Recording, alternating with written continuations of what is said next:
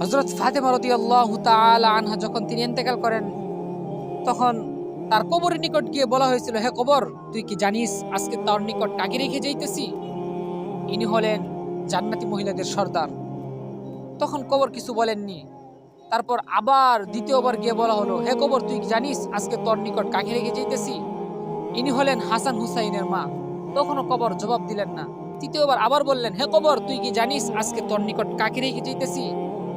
ইনি হলেন শেষ নবীর মেয়ে হযরত ফাতেমা রাদিয়াল্লাহু তাআলা আনহা। তখন আল্লাহ পাক রব্বুল আলামিন কবরের জবান সঙ্গে সঙ্গে খুলে দিয়ে দিলেন এবং কবর বলতে লাগলেন, কে হাসান হুসাইনের মা, কে জান্নাতি মহিলাদের সর্দার, কে শেষ নবীর মেয়ে ফাতেমা। আমি কবর কাউকে চিনি না, আমি কবর একমাত্র চিনি নেক আমল। যে ব্যক্তি আমার নিকট নেক আমল নিয়ে আসবে, আমি কবর তাকেই স্যালুট করব, তাকেই সম্মান করব।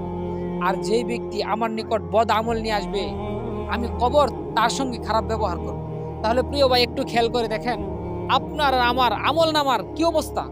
যিনি জান্নাতি মহিলাদের সর্দার, শেষ নবীর মেয়ে, তিনি বিনা হিসেবে জান্নাত, দুনিয়াতে তারা জান্নাতের সুসংবাদ পাত্র, তাও তাদের বেলায় কবর যদি এই কথা বলে, তাহলে আপনার আমার বেলায় কবর কি বলতে পারে? আপনি একটু চিন্তা করে দেখেন ভাই। দুনিয়াতে শুধু আসছেন, খাইতেছেন, ঘুরতেছেন, এভাবে চলতেছেন, এটাই এটাই জীবন নয়। আল্লাহ পাক রব্বুল আলামিন হুকুম আহকামগুলো মেনে চলাই হলো জীবন।